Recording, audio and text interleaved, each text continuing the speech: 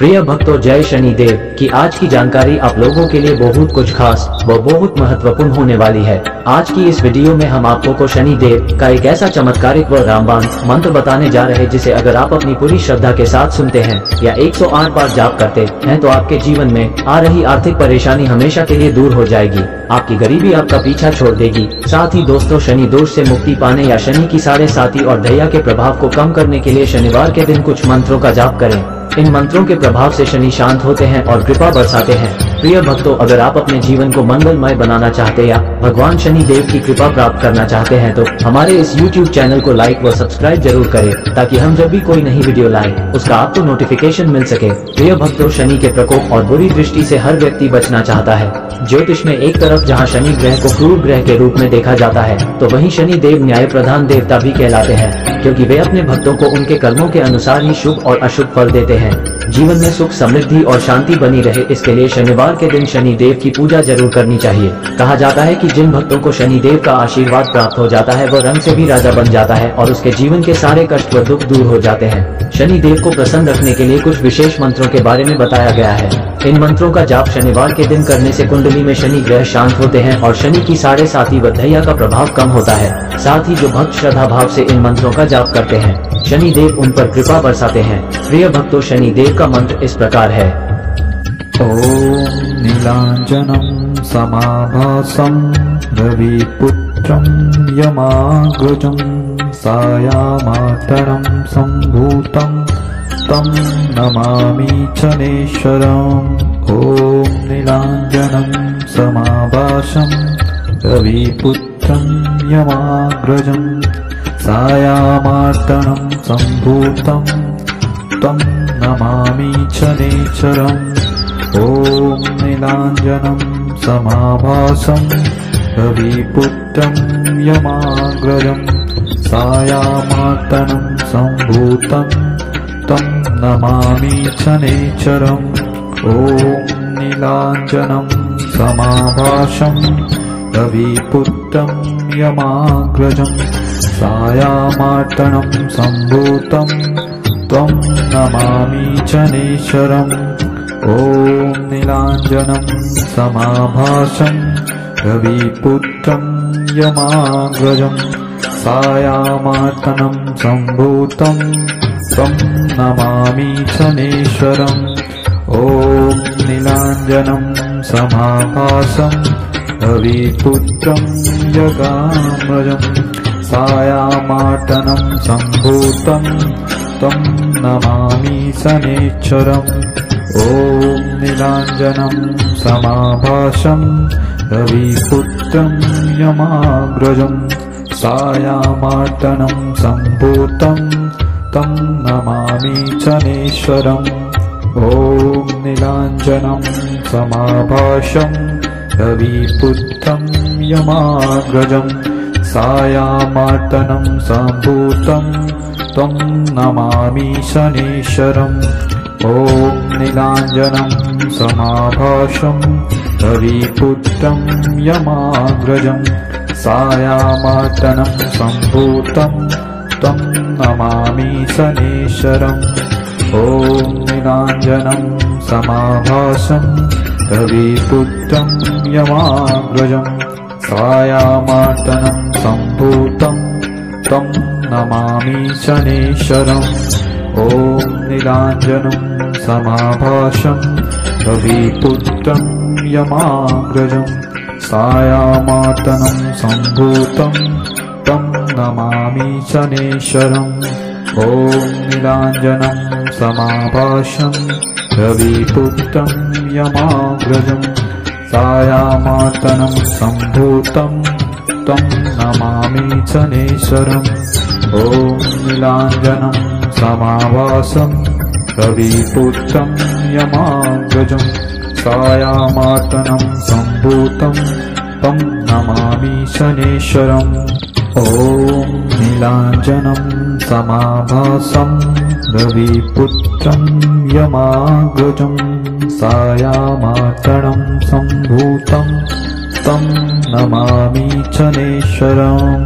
ओम नीलांजनं समाभासं रविपुत्रं यमाग्रजं सायामार्तनं सम्भूतं तं नमामि शनैश्वरम् ॐ नीलाञ्जनं समाभासं रविपुत्रं यमाग्रजं सायामार्तनं सम्भूतं तं नमामि शनैश्वरम् ॐ नीलाञ्जनं समाभासं रविपुत्रं यमाग्रजं सायामार्तनं सम्भूतं त्वं नमामि शनैश्वरम् ॐ नीलाञ्जनं समाभासं रविपुत्रं यमाग्रजं सायामार्तनं सम्भूतं तं नमामि शनैश्वरम् ॐ नीलाञ्जनं समाभासं रविपुत्रं यमाग्रजं सायामार्तनं सम्भूतं तं नमामि शनैश्वरम् ॐ नीलाञ्जनं समाभासं रविपुत्रं यमाग्रजं सायामार्तनं सम्भूतं तं नमामि शनैश्वरम् ॐ नीलाञ्जनं समाभासं रविपुत्रं यमाग्रजं सायामार्तनं सम्भूतं त्वं नमामि शनैश्वरम् ॐ नीलाञ्जनं समाभासं रविपुत्रं यमाग्रजं सायामार्तनं सम्भूतं तं नमामि शनैश्वरम् ॐ नीलाञ्जनं समाभासं रविपुत्रं यमाग्रजं सायामार्तनं सम्भूतं तं नमामि शनैश्वरम् ॐ नीलाञ्जनं समाभासं रविपुत्रं यमाग्रजं सायामार्तनं सम्भूतं तं नमामि शनैश्वरम् ॐ नीलाञ्जनं समाभासं रविपुत्रं यमाग्रजं सायामार्तनं सम्भूतं तं नमामि शनैश्वरम् ॐ नीलाञ्जनं समाभासं रविपुत्रं यमाग्रजं सायामार्तनं सम्भूतं तं नमामि शनैश्वरम् ॐ नीलाञ्जनं समाभासं रविपुत्रं यमाग्रजं सायामार्तनं सम्भूतं तं नमामि शनैश्वरम् ॐ नीलाञ्जनं समाभासं रविपुत्रं यमाग्रजं सायामार्तनं सम्भूतं तं नमामि शनैश्वरम् ॐ नीलाञ्जनं समाभासं रविपुत्रं यमाग्रजं सायामार्तनं सम्भूतं तं नमामि शनैश्वरम् ॐ नीलाञ्जनं समाभासं रविपुत्रं यमाग्रजं सायामार्तनं सम्भूतं त्वं नमामि शनैश्वरम् ॐ नीलाञ्जनं समाभासं रविपुत्रं यमाग्रजं सायामार्तनं सम्भूतं तं नमामि शनैश्वरम् ॐ नीलाञ्जनं समाभासं रविपुत्रं यमाग्रजं सायामार्तनं सम्भूतं तं नमामि शनैश्वरम् ॐ नीलाञ्जनं समाभासं रविपुत्रं यमाग्रजं सायामार्तनं सम्भूतं तं नमामि शनैश्वरम् ॐ नीलाञ्जनं समाभासं रविपुत्रं यमाग्रजं सायामार्तनं सम्भूतं तं नमामि शनैश्वरम् ॐ नीलाञ्जनं समाभासं रविपुत्रं यमाग्रजं सायामार्तनं सम्भूतं तं नमामि शनैश्वरम् ॐ नीलाञ्जनं समाभासं रविपुत्रं यमाग्रजं सायामार्तनं सम्भूतं तं नमामि शनेश्वरम् ॐ नीलाञ्जनं समाभासं रविपुत्रं यमाग्रजं सायामार्तनं सम्भूतं तं नमामि शनेश्वरम् ॐ नीलाञ्जनं समाभासं रविपुत्रं यमाग्रजं सायामार्तनं सम्भूतं तं नमामि शनेश्वरम् ॐ नीलाञ्जनं समाभासं रविपुत्रं यमाग्रजं सायामार्तनं सम्भूतं तं नमामि शनेश्वरम् ॐ नीलाञ्जनं समाभासं रविपुत्रं यमाग्रजं सायामार्तनं सम्भूतं तं नमामि शनेश्वरम् ॐ नीलाञ्जनं समाभासं रविपुत्रं यमाग्रजं सायामार्तनं सम्भूतं तं नमामि शनेश्वरम् ॐ नीलाञ्जनं समाभासं रविपुत्रं यमाग्रजं सायामार्तनं सम्भूतं तं नमामि शनेश्वरम् ॐ नीलाञ्जनं समाभासं रविपुत्रं यमाग्रजं सायामार्तनं सम्भूतं तं नमामि शनेश्वरम् ॐ नीलाञ्जनं समाभासं रविपुत्रं यमाग्रजं सायामार्तनं सम्भूतं तं नमामि शनेश्वरम् ॐ नीलाञ्जनं समाभासं रविपुत्रं यमाग्रजं सायामार्तनं सम्भूतं तं नमामि शनेश्वरम् ॐ नीलाञ्जनं समाभासं रविपुत्रं यमाग्रजं सायामार्तनं सम्भूतं तं नमामि शनेश्वरम् ॐ नीलाञ्जनं समाभासं रविपुत्रं यमाग्रजं सायामार्तनं सम्भूतं तं नमामि शनेश्वरम् ॐ नीलाञ्जनं समाभासं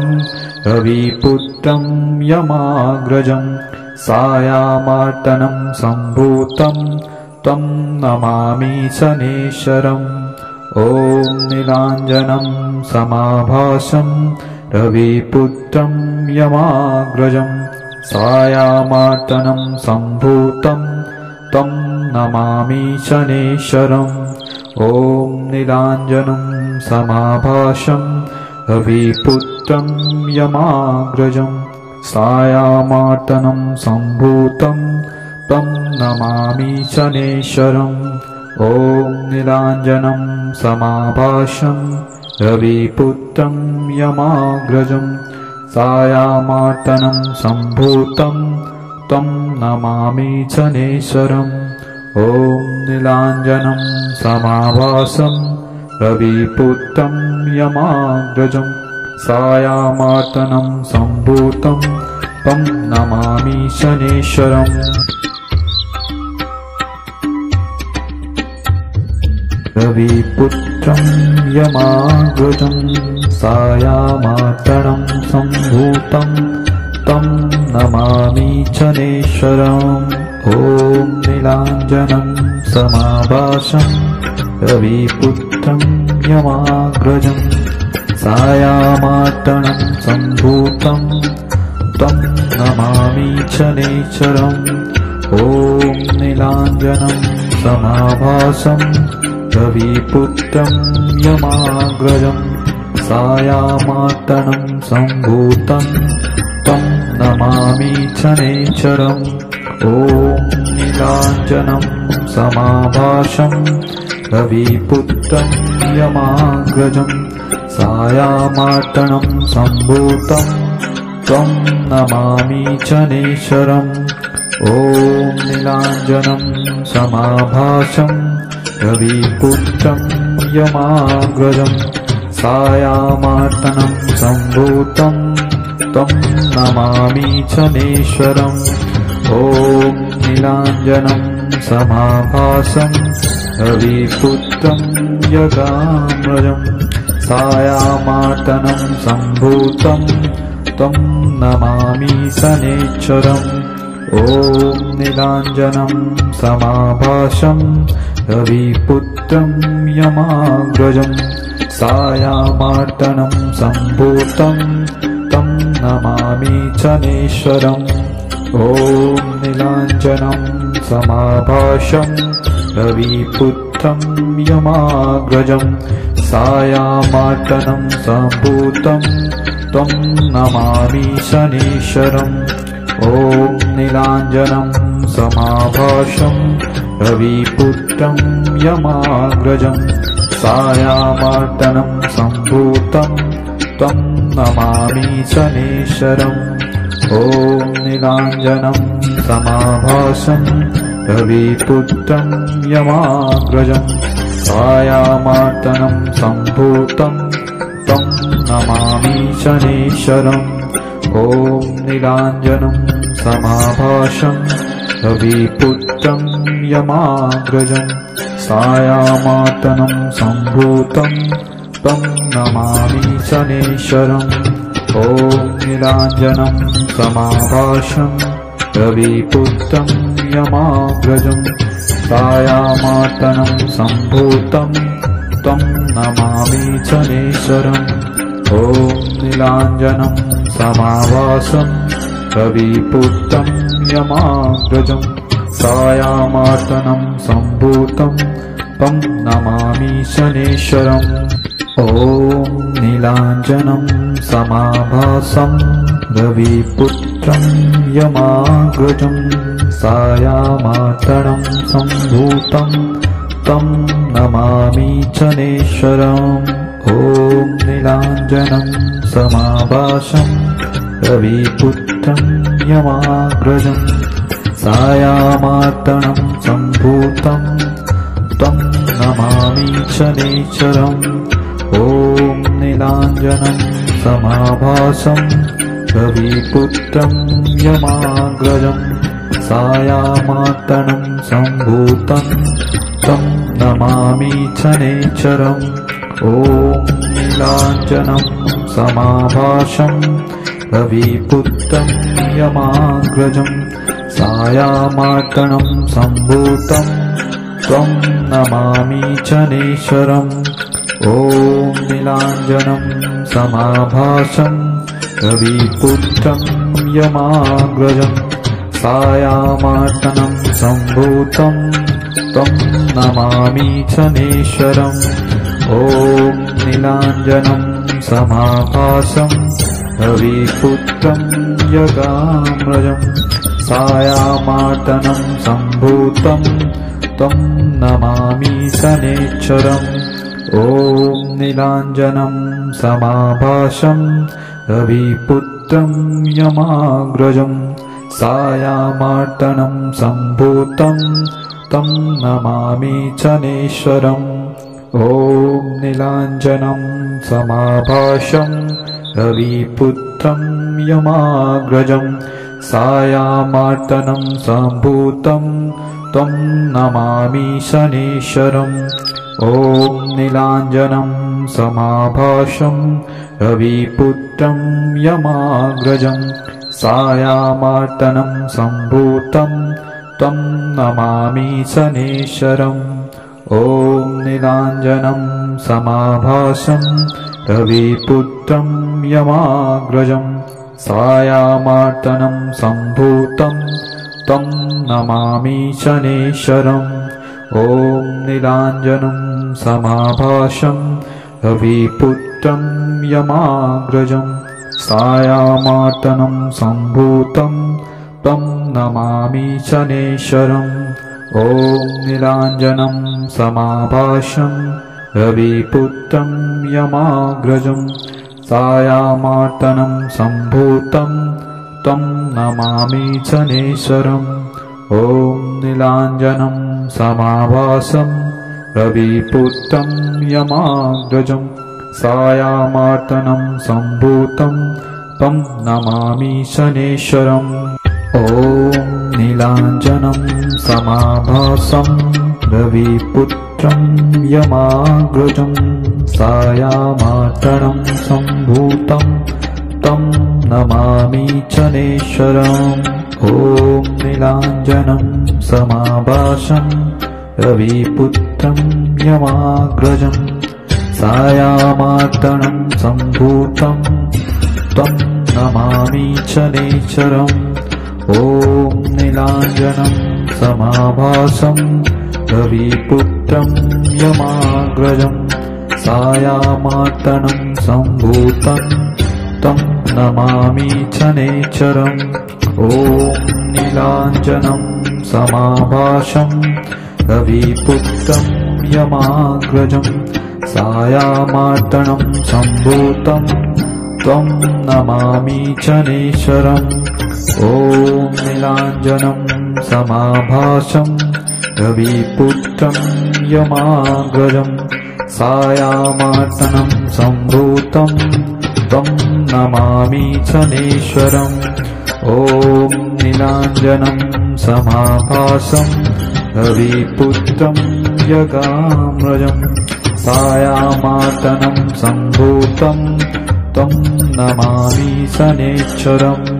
ॐ नीलाञ्जनं समाभासं रविपुत्रं यमाग्रजं सायामार्तनं सम्भूतं तं नमामि शनेश्वरम्। ॐ नीलाञ्जनं समाभासं रविपुत्रं यमाग्रजं सायामार्तनं सम्भूतं तं नमामि शनेश्वरम्। ॐ नीलाञ्जनं समाभासं रविपुत्रं यमाग्रजं सायामार्तनं सम्भूतं तं नमामि शनेश्वरम्। ॐ नीलाञ्जनं समाभासं रविपुत्रं यमाग्रजं सायामार्तनं सम्भूतं तं नमामि शनेश्वरम्। ॐ नीलाञ्जनं समाभासं रविपुत्रं यमाग्रजं सायामार्तनं सम्भूतं तं नमामि शनेश्वरम्। ॐ नीलाञ्जनं समाभासं रविपुत्रं यमाग्रजं सायामार्तनं सम्भूतं तं नमामि शनेश्वरम्।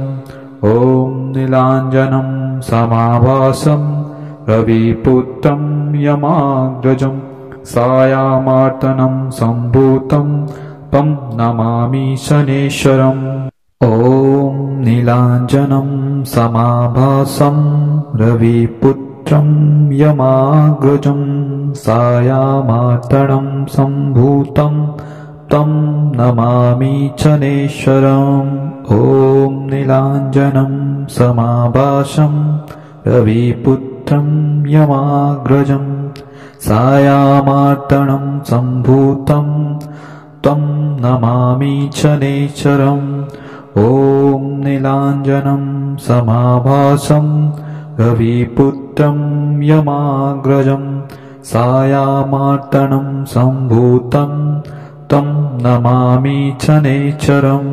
ॐ नीलाञ्जनं समाभासं रविपुत्रं यमाग्रजं सायामार्तनं सम्भूतं त्वं नमामि शनेश्वरम्। ॐ नीलाञ्जनं समाभासं रविपुत्रं यमाग्रजं सायामार्तनं सम्भूतं तं नमामि शनेश्वरम्।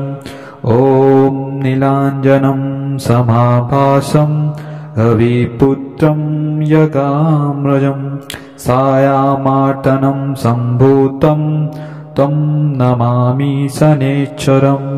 ॐ नीलाञ्जनं समाभासं रविपुत्रं रविपुत्रं यमाग्रजं सायामार्तनं सम्भूतं तं नमामि शनेश्वरम्। ॐ नीलाञ्जनं समाभासं रविपुत्रं यमाग्रजं सायामार्तनं सम्भूतं तं नमामि शनेश्वरम्।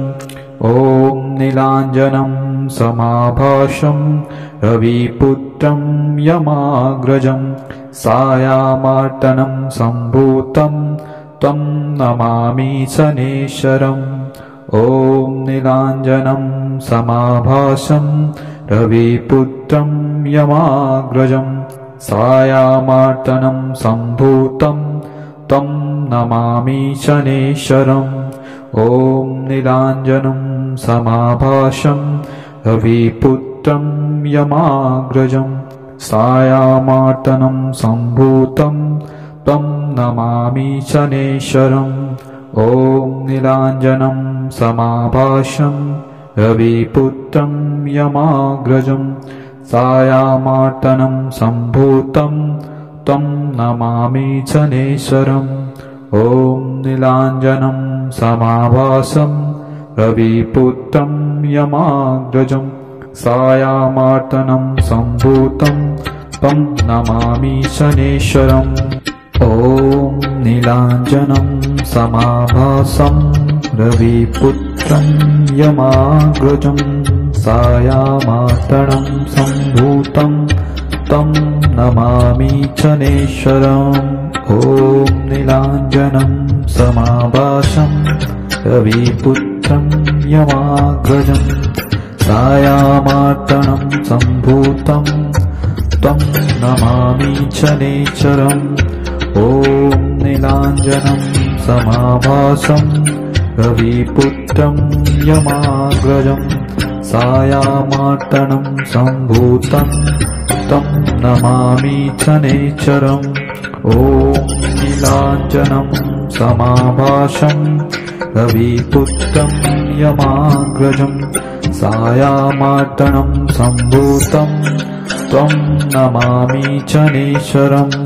ॐ नीलाञ्जनं समाभासं रविपुत्रं यमाग्रजं सायामार्तनं सम्भूतं तं नमामि शनेश्वरम्।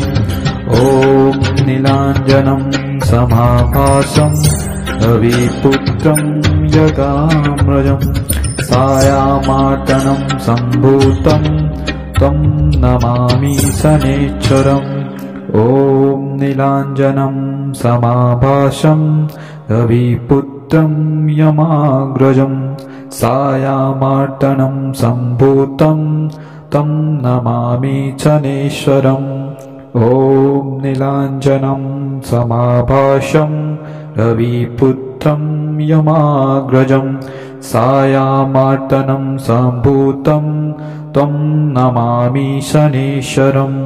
ॐ नीलाञ्जनं समाभासं रविपुत्रं यमाग्रजं सायामार्तनं सम्भूतं तं नमामि शनेश्वरम्। ॐ नीलाञ्जनं समाभासं रविपुत्रं यमाग्रजं सायामार्तनं सम्भूतं तं नमामि शनेश्वरम्। ॐ नीलाञ्जनं समाभासं रविपुत्रं यमाग्रजं सायामार्तनं सम्भूतं तं नमामि शनेश्वरम्। ॐ नीलाञ्जनं समाभासं रविपुत्रं यमाग्रजं सायामार्तनं सम्भूतं तं नमामि शनेश्वरम्। ॐ नीलाञ्जनं समाभासं रविपुत्रं यमाग्रजं सायामार्तनं सम्भूतं तं नमामि शनेश्वरम्। ॐ नीलाञ्जनं समाभासं रविपुत्रं यमाग्रजं सायामार्तनं सम्भूतं तं नमामि शनेश्वरम्। ॐ नीलाञ्जनं समाभासं रविपुत्रं यमाग्रजं सायामार्तनं सम्भूतं तं नमामि शनैश्वरम् ॐ नीलाञ्जनं समाभासं रविपुत्रं यमाग्रजं सायामार्तनं सम्भूतं तं नमामि शनैश्वरम् ॐ नीलाञ्जनं समाभासं रविपुत्रं यमाग्रजं सायामार्तनं सम्भूतं त्वं नमामि शनैश्वरम् ॐ नीलाञ्जनं समाभासं रविपुत्रं यमाग्रजं सायामार्तनं सम्भूतं तं नमामि शनैश्वरम् ॐ नीलाञ्जनं समाभासं रविपुत्रं यमाग्रजं सायामार्तनं सम्भूतं तं नमामि शनैश्वरम् ॐ नीलाञ्जनं समाभासं रविपुत्रं यमाग्रजं सायामार्तनं सम्भूतं तं नमामि शनैश्वरम् ॐ नीलाञ्जनं समाभासं रविपुत्रं यमाग्रजं सायामार्तनं सम्भूतं तं नमामि शनैश्वरम् ॐ नीलाञ्जनं समाभासं रविपुत्रं यमाग्रजं सायामार्तनं सम्भूतं तं नमामि शनैश्वरम् ॐ नीलाञ्जनं समाभासं रविपुत्रं यमाग्रजं सायामार्तनं सम्भूतं तं नमामि शनैश्वरम् ॐ नीलाञ्जनं समाभासं रविपुत्रं यमाग्रजं सायामार्तनं सम्भूतं तं नमामि शनैश्वरम् ॐ नीलाञ्जनं समाभासं रविपुत्रं यमाग्रजं सायामार्तनं सम्भूतं तं नमामि शनैश्वरम् ॐ नीलाञ्जनं समाभासं रविपुत्रं यमाग्रजं सायामार्तनं सम्भूतं तं नमामि शनैश्वरम् ॐ नीलाञ्जनं समाभासं रविपुत्रं यमाग्रजं सायामार्तनं सम्भूतं तं नमामि शनैश्वरम् ॐ नीलाञ्जनं समाभासं रविपुत्रं यमाग्रजं सायामार्तनं सम्भूतं तं नमामि शनैश्वरम् ॐ नीलाञ्जनं समाभासं रविपुत्रं यमाग्रजं सायामार्तनं सम्भूतं तं नमामि शनैश्वरम् ॐ नीलाञ्जनं समाभासं रविपुत्रं यमाग्रजं सायामार्तनं सम्भूतं त्वं नमामि शनैश्वरम् ॐ नीलाञ्जनं समाभासं रविपुत्रं यमाग्रजं सायामार्तनं सम्भूतं तं नमामि शनैश्वरम् ॐ नीलाञ्जनं समाभासं रविपुत्रं यमाग्रजं सायामार्तनं सम्भूतं तं नमामि शनैश्वरम् ॐ नीलाञ्जनं समाभासं रविपुत्रं यमाग्रजं सायामार्तनं सम्भूतं तं नमामि शनैश्वरम् ॐ नीलाञ्जनं समाभासं रविपुत्रं यमाग्रजं सायामार्तनं सम्भूतं तं नमामि शनैश्वरम् ॐ नीलाञ्जनं समाभासं रविपुत्रं यमाग्रजं सायामार्तनं सम्भूतं तं नमामि शनैश्वरम् ॐ नीलाञ्जनं समाभासं रविपुत्रं यमाग्रजं सायामार्तनं सम्भूतं तं नमामि शनेश्वरम् ॐ नीलाञ्जनं समाभासं रविपुत्रं यमाग्रजं सायामार्तनं सम्भूतं तं नमामि शनेश्वरम् ॐ नीलाञ्जनं समाभासं रविपुत्रं यमाग्रजं सायामार्तनं सम्भूतं तं नमामि शनेश्वरम् ॐ नीलाञ्जनं समाभासं रविपुत्रं यमाग्रजं सायामार्तनं सम्भूतं तं नमामि शनेश्वरम् ॐ नीलाञ्जनं समाभासं रविपुत्रं यमाग्रजं सायामार्तनं सम्भूतं तं नमामि शनेश्वरम् ॐ नीलाञ्जनं समाभासं रविपुत्रं यमाग्रजं सायामार्तनं सम्भूतं तं नमामि शनेश्वरम् ॐ नीलाञ्जनं समाभासं रविपुत्रं यमाग्रजं सायामार्तनं सम्भूतं तं नमामि शनेश्वरम् ॐ नीलाञ्जनं समाभासं रविपुत्रं यमाग्रजं सायामार्तनं सम्भूतं तं नमामि शनेश्वरम् ॐ नीलाञ्जनं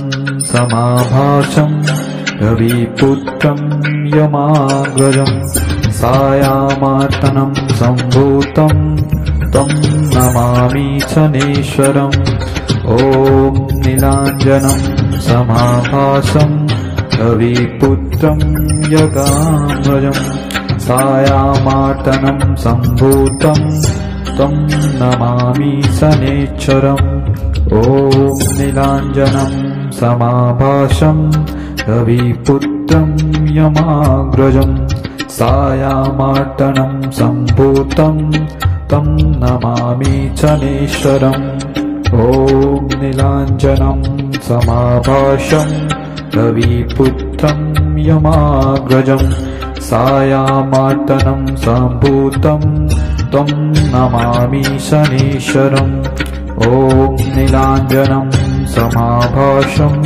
रविपुत्रं यमाग्रजं सायामार्तनं सम्भूतं तं नमामि शनेश्वरम् ॐ नीलाञ्जनं समाभासं रविपुत्रं यमाग्रजं सायामार्तनं सम्भूतं तं नमामि शनेश्वरम् ॐ नीलाञ्जनं समाभासं रविपुत्रं यमाग्रजं सायामार्तनं सम्भूतं तं नमामि शनेश्वरम् ॐ नीलाञ्जनं समाभासं रविपुत्रं यमाग्रजं सायामार्तनं सम्भूतं तं नमामि शनेश्वरम् ॐ नीलाञ्जनं समाभासं रविपुत्रं यमाग्रजं सायामार्तनं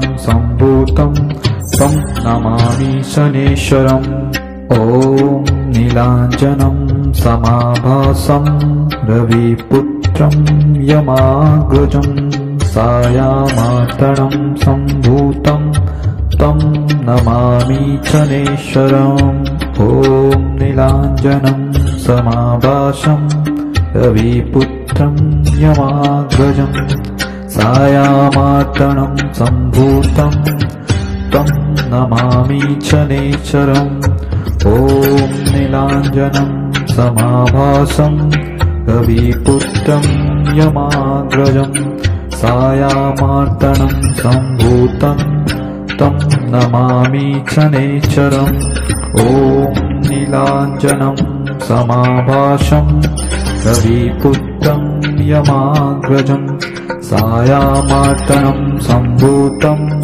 त्वं नमामि शनैश्वरम्। ॐ नीलाञ्जनं समाभासं रविपुत्रं यमाग्रजं सायामार्तनं सम्भूतं तं नमामि शनैश्वरम्। ॐ नीलाञ्जनं समाभासं रविपुत्रं यमाग्रजं सायामार्तनं सम्भूतं तं नमामि शनैश्वरम्। ॐ नीलाञ्जनं समाभासं रविपुत्रं यमाग्रजं सायामार्तनं सम्भूतं तं नमामि शनैश्वरम्। ॐ नीलाञ्जनं समाभासं रविपुत्रं यमाग्रजं सायामार्तनं सम्भूतं तं नमामि शनैश्वरम्। ॐ नीलाञ्जनं समाभासं रविपुत्रं यमाग्रजं सायामार्तनं सम्भूतं तं नमामि शनैश्वरम्। ॐ नीलाञ्जनं समाभासं रविपुत्रं यमाग्रजं सायामार्तनं सम्भूतं तं नमामि शनैश्वरम्। ॐ नीलाञ्जनं समाभासं रविपुत्रं यमाग्रजं सायामार्तनं सम्भूतं तं नमामि शनैश्वरम्। ॐ नीलाञ्जनं समाभासं रविपुत्रं यमाग्रजं सायामार्तनं सम्भूतं तं नमामि शनैश्वरम्। ॐ नीलाञ्जनं समाभासं रविपुत्रं यमाग्रजं सायामार्तनं सम्भूतं तं नमामि शनैश्वरम्। ॐ नीलाञ्जनं समाभासं रविपुत्रं यमाग्रजं सायामार्तनं सम्भूतं तं नमामि शनैश्वरम्। ॐ नीलाञ्जनं समाभासं रविपुत्रं यमाग्रजं सायामार्तनं सम्भूतं तं नमामि शनैश्वरम्। ॐ नीलाञ्जनं समाभासं रविपुत्रं यमाग्रजं सायामार्तनं सम्भूतं तं नमामि शनैश्वरम्। ॐ नीलाञ्जनं समाभासं रविपुत्रं यमाग्रजं सायामार्तनं सम्भूतं त्वं नमामि शनैश्वरम्। ॐ नीलाञ्जनं समाभासं रविपुत्रं यमाग्रजं सायामार्तनं सम्भूतं तं नमामि शनैश्वरम्। ॐ नीलाञ्जनं समाभासं रविपुत्रं यमाग्रजं सायामार्तनं सम्भूतं तं नमामि शनैश्वरम्। ॐ नीलाञ्जनं समाभासं रविपुत्रं यमाग्रजं सायामार्तनं सम्भूतं तं नमामि शनैश्वरम्। ॐ नीलाञ्जनं समाभासं रविपुत्रं यमाग्रजं सायामार्तनं सम्भूतं तं नमामि शनैश्वरम्। ॐ नीलाञ्जनं समाभासं रविपुत्रं यमाग्रजं सायामार्तनं सम्भूतं तं नमामि शनैश्वरम्। ॐ नीलाञ्जनं समाभासं रविपुत्रं यमाग्रजं सायामार्तनं सम्भूतं तं नमामि शनैश्वरम्। ॐ नीलाञ्जनं समाभासं रविपुत्रं यमाग्रजं सायामार्तनं सम्भूतं तं नमामि शनैश्वरम्। ॐ नीलाञ्जनं समाभासं रविपुत्रं यमाग्रजं सायामार्तनं सम्भूतं तं नमामि शनेश्वरम्। ॐ नीलाञ्जनं समाभासं रविपुत्रं यमाग्रजं सायामार्तनं सम्भूतं तं नमामि शनेश्वरम्। ॐ नीलाञ्जनं समाभासं रविपुत्रं यमाग्रजं सायामार्तनं सम्भूतं तं नमामि शनेश्वरम्। ॐ नीलाञ्जनं समाभासं रविपुत्रं यमाग्रजं सायामार्तनं सम्भूतं तं नमामि शनेश्वरम्। ॐ नीलाञ्जनं समाभासं रविपुत्रं यमाग्रजं सायामार्तनं सम्भूतं तं नमामि शनेश्वरम्। ॐ नीलाञ्जनं समाभासं रविपुत्रं यमाग्रजं सायामार्तनं सम्भूतं तं नमामि शनेश्वरम्। ॐ नीलाञ्जनं समाभासं रविपुत्रं यमाग्रजं सायामार्तनं सम्भूतं तं नमामि शनेश्वरम्।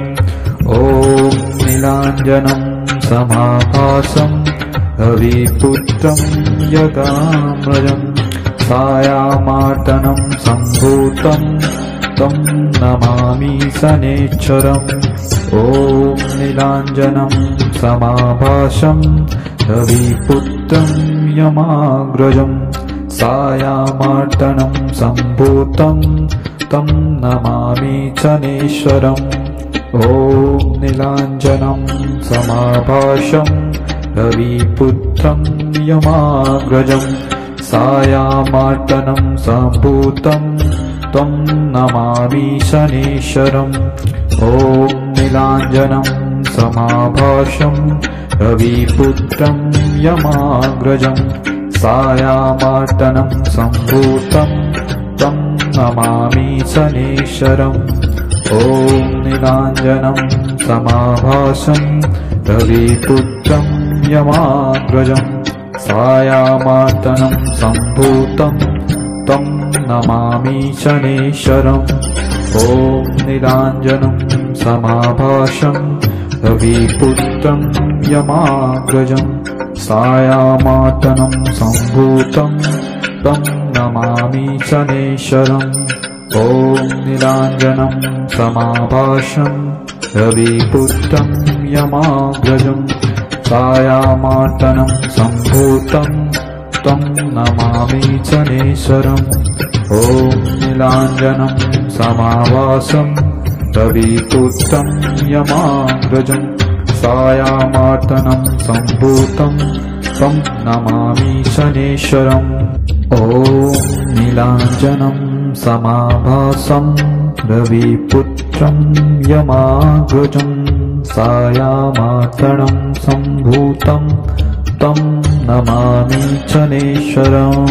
ॐ नीलाञ्जनं समाभासं रविपुत्रं यमाग्रजं सायामार्तनं सम्भूतं तं नमामि शनेश्वरम्।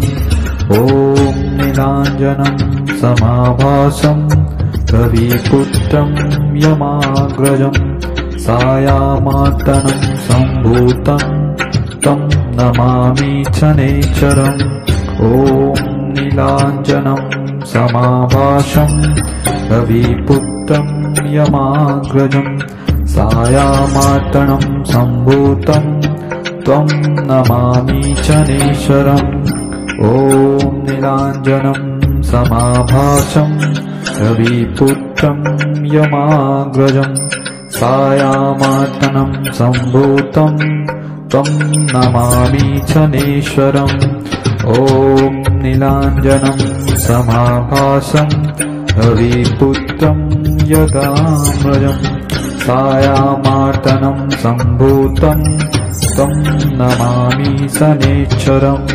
ॐ नीलाञ्जनं समाभासं रविपुत्रं पुत्रं यमाग्रजं सायामार्तनं सम्भूतं तं नमामि शनैश्वरम् ॐ नीलाञ्जनं समाभासं रविपुत्रं यमाग्रजं सायामार्तनं सम्भूतं तं नमामि शनैश्वरम् ॐ नीलाञ्जनं समाभासं रविपुत्रं यमाग्रजं सायामार्तनं सम्भूतं तं नमामि शनैश्वरम् ॐ नीलाञ्जनं समाभासं रविपुत्रं यमाग्रजं सायामार्तनं सम्भूतं तं नमामि शनैश्वरम् ॐ नीलाञ्जनं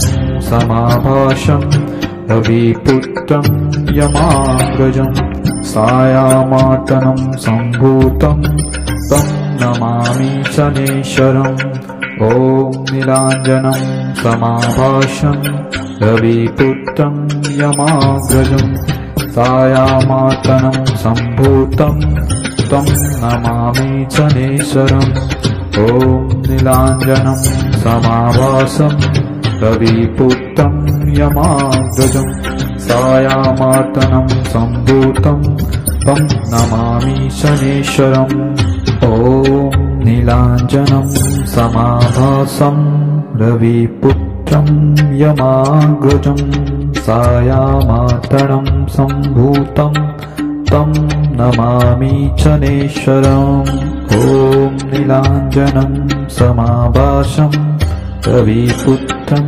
यमाग्रजं सायामार्तनं सम्भूतं तं नमामि शनैश्वरम् ॐ नीलाञ्जनं समाभासं रविपुत्रं यमाग्रजं सायामार्तनं सम्भूतं तं नमामि शनैश्वरम् ॐ नीलाञ्जनं समाभासं रविपुत्रं यमाग्रजं सायामार्तनं सम्भूतं तं नमामि शनैश्वरम् ॐ नीलाञ्जनं समाभासं रविपुत्रं यमाग्रजं सायामार्तनं सम्भूतं तं नमामि शनैश्वरम् ॐ नीलाञ्जनं समाभासं रविपुत्रं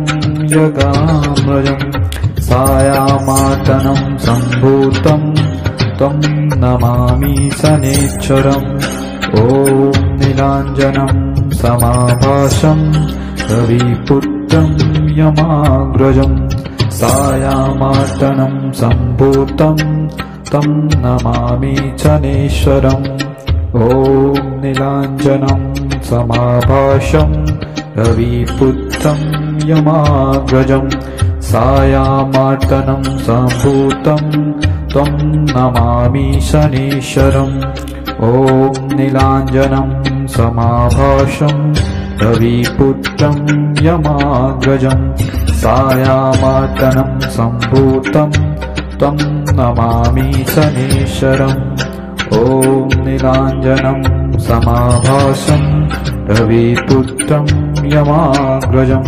सायामार्तनं सम्भूतं तं नमामि शनैश्वरम् ॐ नीलाञ्जनं समाभासं रविपुत्रं यमाग्रजं सायामार्तनं सम्भूतं तं नमामि शनैश्वरम् ॐ नीलाञ्जनं समाभासं रविपुत्रं यमाग्रजं सायामार्तनं सम्भूतं तं नमामि शनैश्वरम् ॐ नीलाञ्जनं समाभासं रविपुत्रं यमाग्रजं सायामार्तनं सम्भूतं तं नमामि शनैश्वरम् ॐ नीलाञ्जनं समाभासं रविपुत्रं यमाग्रजं सायामार्तनं सम्भूतं तं